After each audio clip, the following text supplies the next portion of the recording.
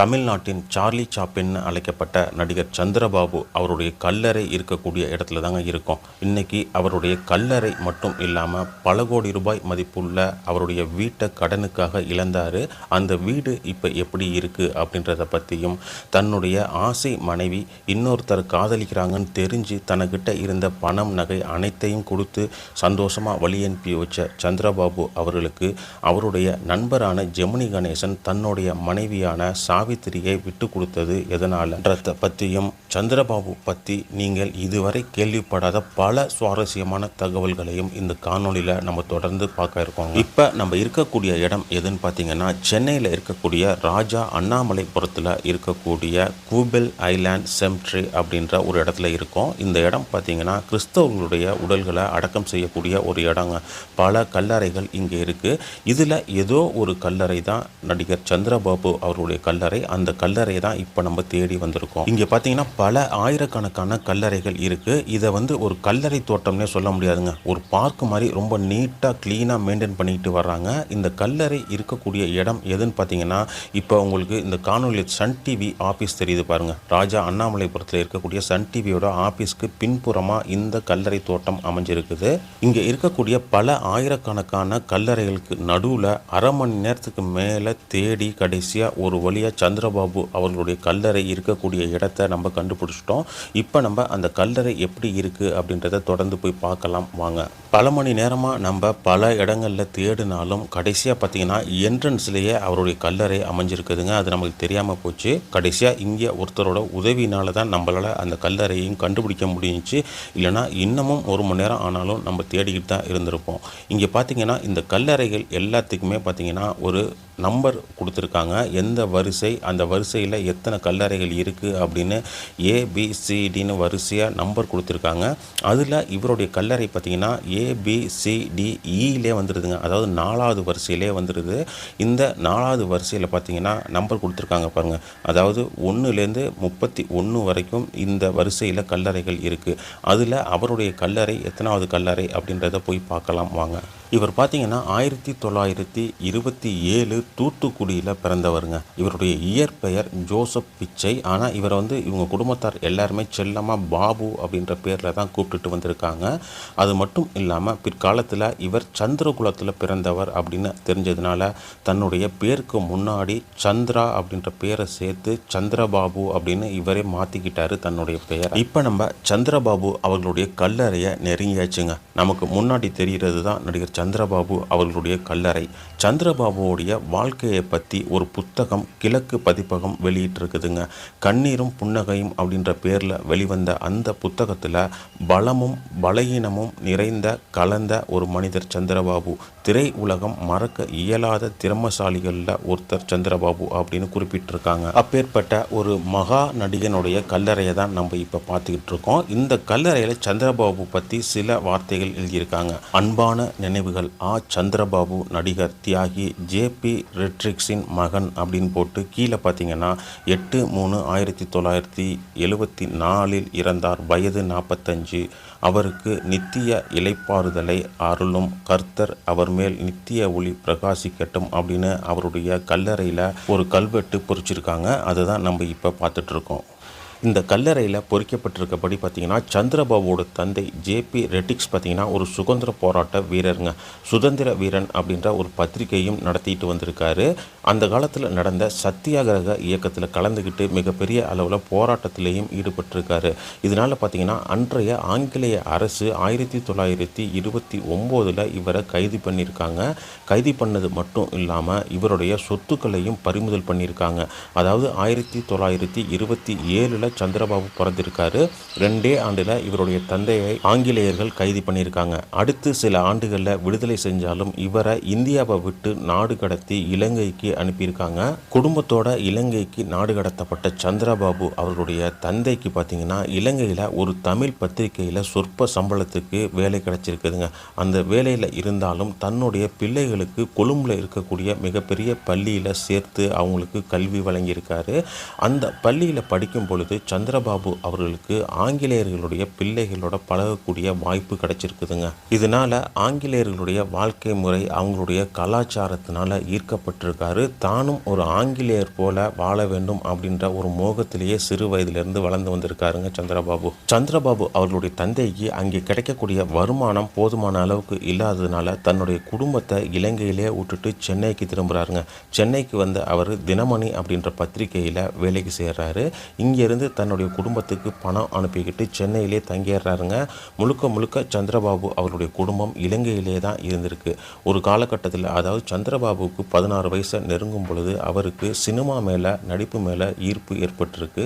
தன்னுடைய தந்தை கிட்ட அதை பற்றிய தகவலை தெரிவித்தப்ப தன்னுடைய தந்தை சம்மதிக்காத காரணத்தினால சந்திரபாபு அவர்கள் தன்னுடைய நண்பர் ஒருவரை துணைக்கு அழைச்சிக்கிட்டு, அதாவது 2 வயசில் இலங்கைக்கு போன சந்திரபாபு தன்னுடைய 16வது வயசில் தன்னுடைய தந்தையை தேடி சென்னைக்கு வராருங்க.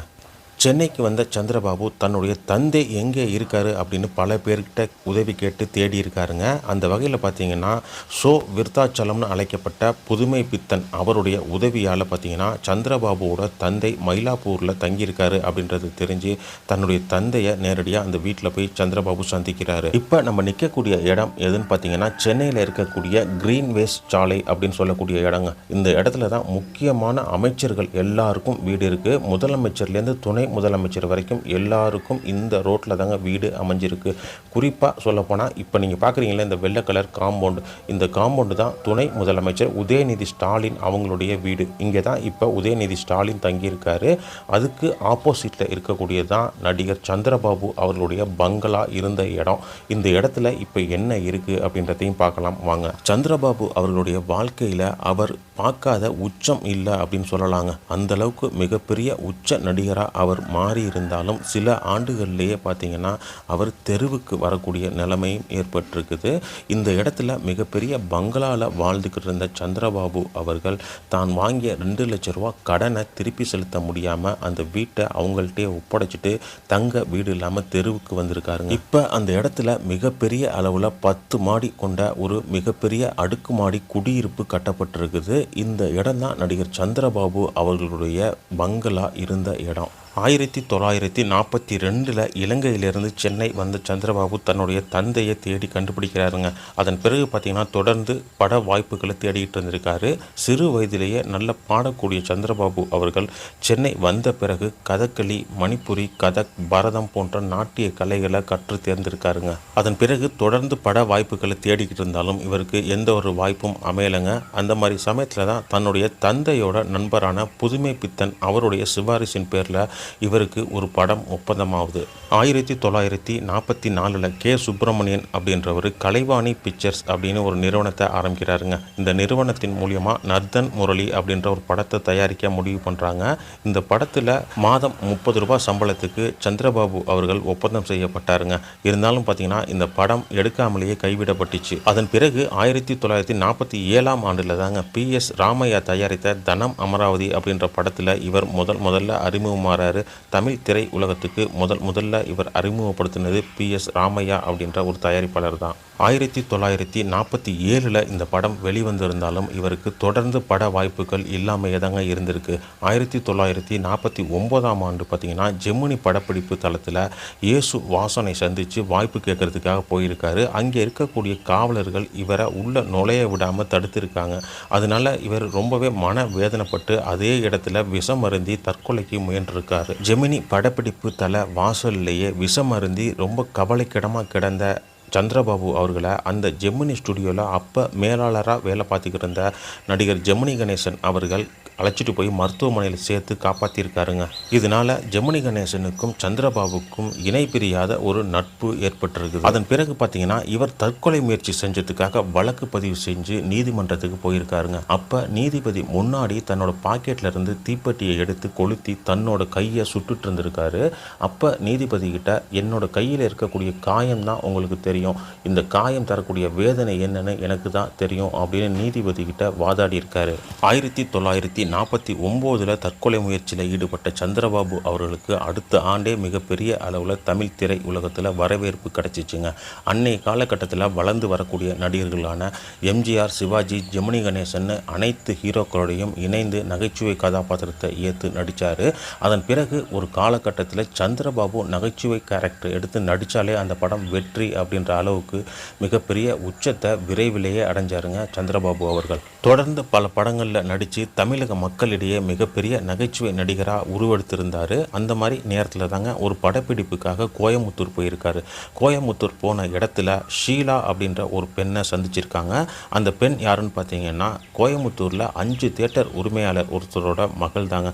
இவங்களும் கிறிஸ்துவ மதத்தை சேர்ந்தவங்க தான். அவங்கள பார்த்ததுமே சந்திரபாபுவுக்கு பிடிச்சி போக அவங்க அப்பா கிட்ட பொண்ணு கேட்டிருக்காரு. சில மாதங்கள்லேயே பார்த்தீங்கன்னா இவங்க 2 பேருக்கும் நிச்சயதார்த்தம் மிகப்பெரிய அளவில் கோயமுத்தூரில் நடந்திருக்கு. வெளிநாட்டு மோகம் அதிகமாக இருக்கக்கூடிய சந்திரபாபு அவர்கள் நிச்சயதார்த்தம் முடிஞ்ச கையோட தன்னுடைய வருங்கால மனைவியை ஊட்டிக்கு ஹனிமூன் ட்ரிப் போகலாம் அப்படின்னு சொல்லி கூப்பிட்ருக்காரு. இதுக்கு அந்த பெண் மறுப்பு தெரிவிச்சிருக்காங்க. அதே சமயத்தில் அவங்க பெண்ணுடைய பெற்றோர் இடத்துலையும் போய் அணுகியிருக்காரு. அதுக்கு அவங்களுடைய பெற்றோர் இது வெளிநாடுல இந்தியா, இங்கே கலாச்சாரம்னு ஒன்று இருக்குது, அந்த மாதிரி நீங்கள் கூட்டிகிட்டு போக முடியாது அப்படின்னு தடை விதிச்சிருக்காங்க. அதே நாள்லேயே பார்த்தீங்கன்னா தன்னுடைய நிச்சயதார்த்த மோதிரத்தை கழட்டி கொடுத்துட்டு அந்த நிச்சயதார்த்தத்தை ரத்து செஞ்சுட்டு சந்திரபாபு அவர்கள் அங்கிருந்து கிளம்பியிருக்காரு. அதன் பிறகு சில ஆண்டு கழித்து படப்பிடிப்புக்காக கொடைக்கானலுக்கு போயிருக்காரு. போன இடத்துல பார்த்தீங்கன்னா டிவிஎஸ் குழும நிறுவனர்கள் சுற்றுலா வந்திருக்காங்க. அதில் ஒருவருடைய மனைவி இத்தாலியை சேர்ந்தவங்க. அவங்களுக்கு பிறந்த பிள்ளை தான் ஷீலா அப்படின்றவங்க. அவங்களையும் சுற்றுலாவுக்காக இத்தாலியிலேருந்து அழைச்சிட்டு வந்திருக்காங்க. அப்போ அந்த பெண்ணை பார்த்த சந்திரபாபு அவர்கள் ஷீலா அப்படின்ற பெயரால் ஈர்க்கப்பட்டு அவங்களுடைய பெற்றோர் இடத்துல போயிட்டு அந்த ஷீலாவை பொண்ணு கேட்டிருக்கிறாங்க. அவங்க பெற்றோருடைய சம்மதத்தின் பேரில் சந்திரபாபு அவர்களுக்கு மிகப்பெரிய அளவில் அனைத்து செலவுகளையும் சந்திரபாபுவே ஏற்று அந்த இத்தாலி நாட்டை சேர்ந்த ஷீலா அப்படின்ற பெண்ணை திருமணம் முடிக்கிறாங்க. திருமணம் முடித்த பிறகு தீராத காதல் தன்னோட மனைவி மேலே வச்சிருந்த சந்திரபாபு அவர்கள் தன்னுடைய வீட்டில் இருக்கக்கூடிய டைனிங் டேபிள், கார்பெட் அப்படின்னு எல்லா இடத்துலையும் ஷீலா அப்படின்ற பெயரை பொறிச்சு தன்னுடைய மனைவி மேலே உள்ள காதலை அவங்களுக்கு வெளிப்படுத்தி இருக்காங்க. அதே சமயத்தில் அவருடைய மனைவி ஷீலாவுக்கு ஏற்கனவே இத்தாலியில் ஒரு காதலன் இருக்காருங்க. அவங்களோட தொடர்பில் இருந்து வந்த ஷீலா அவர்கள் ஒரு காலகட்டத்தில் தன்னுடைய கணவனான சந்திரபாபு கிட்ட தன்னுடைய காதலன் பற்றிய உண்மையை சொல்லியிருக்காங்க. இதை கேட்டு பேரு அதிர்ச்சி அடைஞ்ச சந்திரபாபு அவர்கள் என்னைய திருமணம் செய்ய எதனால் ஒத்துக்கிட்ட அப்படின்னு சொல்லி கேட்டிருக்காரு.